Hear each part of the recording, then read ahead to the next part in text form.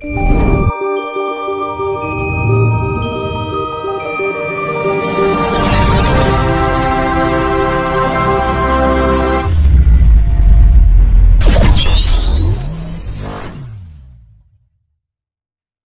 jadi makanya kalau sekarang tuh banyak yang mengejar saja ini gotong royong itu ada apa enggak sih, itu Pancasila itu ada apa enggak, itu ya benar juga, benar juga. Nah oleh karena itu saya itu jauh-jauh mempersiapkan diri akan mengirapkan raja-raja seluruh Nusantara di Mojokerto.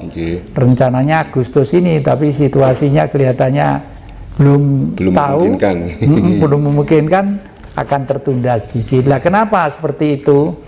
Karena hanya tata-tata kehidupan kerajaan-kerajaan besar atau kecil lah yang di sana ada kejujuran seperti tadi saya gambarkan Jogja, Solo, Cirebon dan sebagainya atau ini ya. Kalau di timur sana malah banyak raja itu bisa juga disebut kepala suku adat. Nah, kepala suku adat itu diangkat sebagai kepala suku karena apa? Karena bijaknya.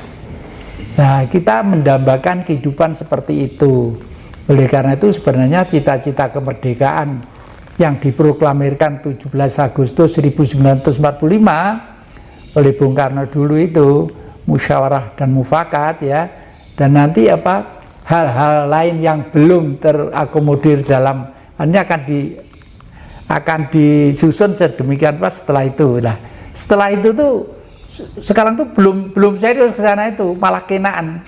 Setelah MPR-DPR itu semakin kuat ya, kelihatannya untuk menuju ke musyawarah dan mufakat tadi itu semakin jauh, semakin menjauh seperti itu. Sebenarnya musyawarah mufakat itu apa?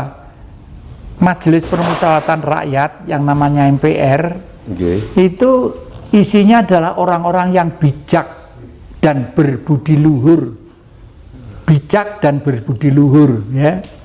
Tidak harus pinter, bijak dan berbudi luhur.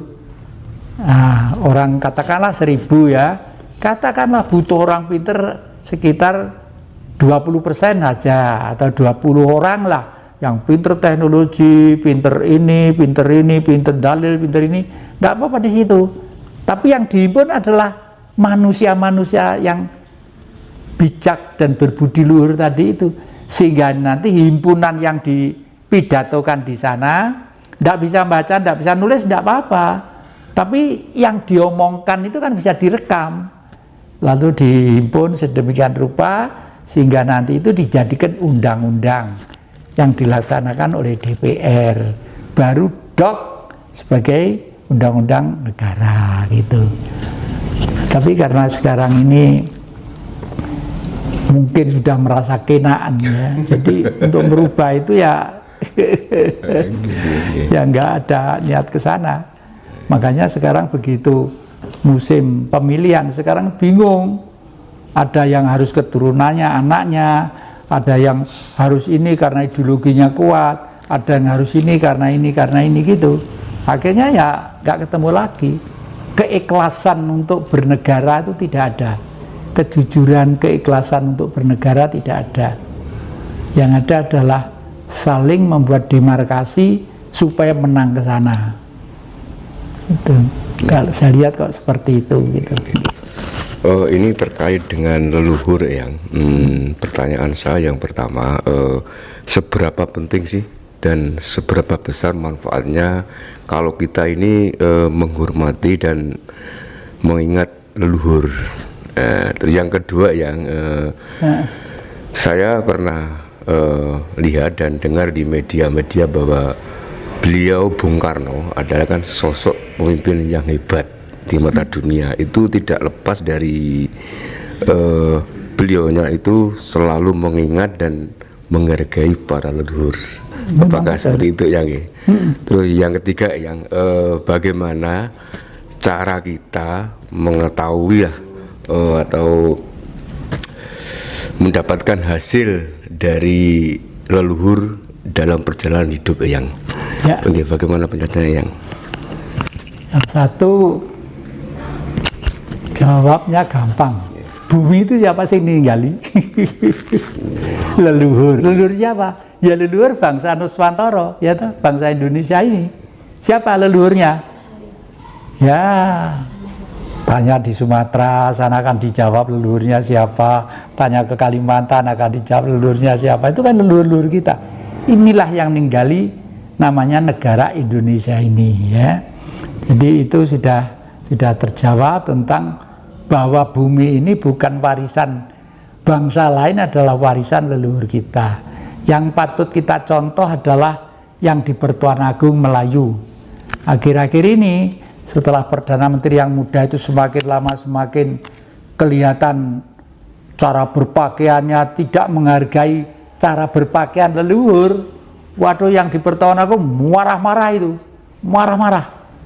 Saya tidak anti Islam, silahkan Islam di sini, tapi semua harus menghargai budaya leluhur.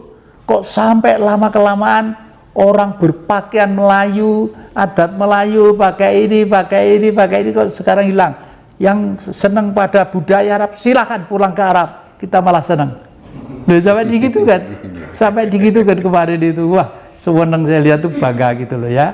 Nah, karena berpakaian leluhur itu paling tidak itu nanti dampak ke anak cucu, ke masyarakat pun akan tetap cinta kepada leluhur, kepada bangsa, yang disebut nasionalisme. Jadi nasionalisme kita harus nasionalisme yang berdasarkan semangat leluhur, bukan nasionalisme ala barat, nasionalisme ala Timur Tengah, nasionalisme ala Cina, nasionalisme ala mana, tidak seperti itu. Apalagi yang pertanyaan kedua tadi yang Bung Karno kan sosok pemimpin yang hebat di mata dunia. Saya kan pernah dengar di media-media bahwa beliau itu tidak lepas untuk menghormati dan menghargai leluhur. Apakah seperti itu yang mungkin yang Jati bisa menceritakan? Beliau tidak. Beliau kan tidak lepas dari menghormati leluhur, menghargai leluhur. Apakah memang seperti itu yang bisa diceritakan dulu beliau, sosok Bung Karno itu seperti apa gitu? Iya, Bung Karno itu di Bali punya kamar khusus, di Pelabuhan Ratu punya kamar khusus untuk berkomunikasi dengan selatan. Karena leluhur kita dengan Laut Selatan itu sangat akrab, ya, baik secara kultur budaya atau secara politik, ya. Yang ketiga, Bung Karno itu kenapa yang terakhir itu kok minta dimakamkan didampingi antara ibu dan bapaknya di Blitar sana, di tengah-tengah ibu dan bapaknya, saking cintanya terhadap leluhur. Bung Karno itu adalah putranya ibu dan bapaknya, ya, ibu dan bapaknya sampai di situ gitu. Jadi penghargaannya itu sampai seperti itu, ya. Dan saya mengetahui sendiri beliau itu sangat merakyat sekali. Kalau di rumah di Blitar itu wayangan, Bung Karno itu pengawalnya tidak begitu kuat, enggak. Nonton wayang itu ya di tengah-tengah orang duduk di pendopo itu, nonton gitu di tengah-tengah orang-orang itu ya, dari kamar tidurnya di dalam gerbang sana ya terus nonton wayang gitu gitu. Jadi berarti bahwa beliau itu nggak punya pikiran sedikit pun tentang macam-macam ketakutan, karena pasrahnya tadi itu, ya, pasrahnya. Lalu yang kedua, berdasarkan leluhur-leluhur yang sudah akrab dan menyatu dengan energi Laut Selatan itu sangat penting dan dominan, karena itu yang memperkuat Indonesia secara umum tuh. Terus yang ketiga tadi yang pertanyaan dari saya, bagaimana caranya yang agar kita ini mengetahui dan mendapatkan hasil dari leluhur dalam perjalanan hidup ini? Bagaimana cara mengetahuinya ya? Ngunduh, maksudnya ngunduh. Ngunduh hasil dari tanaman leluhur kita, cara mendeteksinya seperti apa? Barangkali kurang lebihnya begitu ya. Saman ketika masuk ke rumah saya, apa pikiran sampean? Ini adalah hasil dari cinta saya, hormat saya terhadap leluhur. Tidak saya beli dengan material, Mas. Meskipun nilainya itu lukisan itu ada kalau 3M. Tidak beli ya? Tidak, belinya murah. Murah. Saya tidak ngerti kalau itu pelukisnya itu maestro kegemaran Bung Karno. Ibu-ibu bawa gulungan ya, dibawa ke sana, di luar Pak, kerso mundut lukisan. Lukisan apa Bu? Niki lho Pak, ombo Pak lukisannya Pak, ngono. Waktu itu cuma minta sekitar karena anaknya mau masuk sekolah sekitar 2,5 juta kalau nggak salah itu mintanya itu. Karena demi sekolah tadi itu, udah Bu nggak usah dibuka. Saya lihatnya catnya sama kanvasnya, karena saya itu cermat terhadap barang-barang yang baik yang mana. Saya lihat kapas, kanvasnya kok bukan sembarang kanvas ini, catnya kok bukan sembarang cat ini pasti maestro. Ternyata itu ada suratnya ya, lukisan Pak Indra Gunawan dari Bandung. Iya, nah itu nilainya berapa M itu ya itu. Nah, orang itu minta 2,5, saya kasih 4 juta waktu itu. Karena saya hanya pengen menolong anaknya mau masuk sekolah aja. Ini kan karena cinta terhadap leluhur ya. Itu terus ke Dedes itu Paramita cucunya Ken Dedes. Itu saya beli itu waktu itu dipikul di jalan cuma 110.000. Karena catnya itu, lukisannya siapa ini Bu? Katanya Ken Dedes Pak, katanya Pak. Waduh, seneng saya itu pecinta Singosari. Saya beli, saya rubah sendiri. Kembennya saya uculi, mahkotanya saya rubah, saya kasih ini, saya kasih permata-permata. Sekarang meskipun dibeli 5M tidak saya kasih. Karena sudah saya buatkan KTP sebagai warga sini. Itu kan kebahagiaan. Dan itu kemurahan leluhur deh, kemurahan leluhur. Oh, ini terkait hari libur yang kemarin yang ini kan ramai di media. Kemarin kan hari libur kan hitungan kalender kita kan hari Selasa itu kan tanggal merah kan libur. Itu bertepatan dengan hari tahun baru Islam. Nah ternyata keputusan dari pemerintah itu kan liburnya diundur hari Rabu bertepatan dengan 1 Suro. Nah banyak yang berspekulasi, yang beranggapan bahwa Nusantara ini akan kembali ke ajaran Jawa lagi. Yang gimana yang pandangan yang banyak juga yang menafsirkan seperti itu ya. Syukurlah kalau memang kembali ke ajaran Jawa lagi ya, bukan kok Jawaisme, Sukuisme tidak, tapi ya memang Jawa itu sudah diuji sekian ratus tahun bahkan ribuan tahun, bahkan 15.000 tahun sebelum Masehi, sebelum ada agama masuk ke sini, orang sini tuh hidupnya sudah bertuhan ya. Seperti yang saya contohkan, waktu orang pinjam gamelan itu ternyata gamelan Lokono atau gamelan gaib, ternyata ya betul ya. Dan di bumi Pulau Jawa itu memang misteri deh. Misalnya Gunung Lawu. Gunung Lawu itu ternyata di atas Gunung Lawu itu tempat matinya terakhir burung-burung yang terbang itu, baik burung kecil atau burung-burung yang besar. Kalau mau mati itu terbang dulu, baik dari Alas Purwo, dari Banten ke Gunung Lawu, baru di sana mati. Itu kan aneh ya. Terus Gunung Arjuna ini malah Gunung Arjuna inilah gunung prasasti sejarah yang pertama kali melahirkan kerajaan di dunia. Kerajaan dunia yang ada itu dari lereng Gunung Arjuna. Tidak dari Inggris, tidak dari Belanda, tidak. Gunung Arjuna. Dan ini mulai saya tulis dari peristiwa tenggelamnya benua Atlantik. Ini ada pertanyaan dari teman-teman yang ini pertanyaan tentang dosa yang kenapa sih orang itu punya dosa? Penyebabnya dosa itu dari apa dan yang dimintakan maaf itu apa gitu. Yang diminta apa tadi? Yang dimintakan maaf itu apa, gitu ya.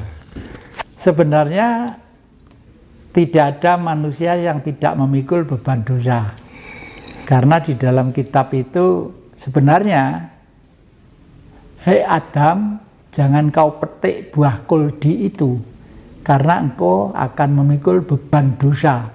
Nah sini umumnya orang-orang tidak paham, buah kuldi itu apa? Apa sejenis tomat, apa sejenis kelengkeng, apa sejenis apel, atau pelem gitu ya. Buah kuldi itu indung telur wanita. Wanita itu punya indung telur, itulah yang disebut buah kuldi itu. Dan indung telur itu isinya apa? Isinya roh suci. Roh suci. Kalau roh suci nanti itu dikirim sperma laki-laki, lahirlah menjadi bayi. Membesarkan, menjaga kesehatan, nyekolahkan. Kalau jumlahnya banyak nanti warisannya bagaimana? Yang dimaksud beban dosa itu. Bukan kalau dosa itu nanti dibuang geni neng kono, bukan seperti itu. Nah itu. Oleh karena itu, kalau sudah kembali suci, kembali mati, harus roh suci itu berada di istana Sang Maha. Di mana itu? Matahari. Ini kan tidak pernah dipikirkan orang ini. Makanya Majapahit itu puasa 341 tahun, lambangnya itu Cakramandala, itu sinar matahari, dan tempatnya istana roh suci itu di sana, deh. Matahari itu dingin, tidak panas, dingin.